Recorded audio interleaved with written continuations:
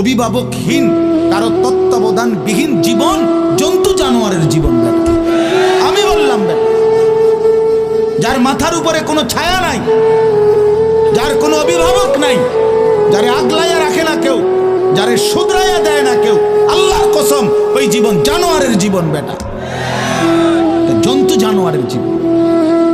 তোমার মনে যা চাই তাই করবা, এটাকে আল্লাহ কোরআনে বলছে এই লোকটার পরিচয় হলো সে জানোয়ার, যার জীবনের কোনো নিয়ন্ত্রণ নেই। রাতের বাজে 3টা ঘুমায় না, সকাল বাজে 9টা ওড়ে না। দেখিটা তো পাগলও না ছাগলও নাই, পতনেরও টাইম নাই, উড়নেরও কি নাই।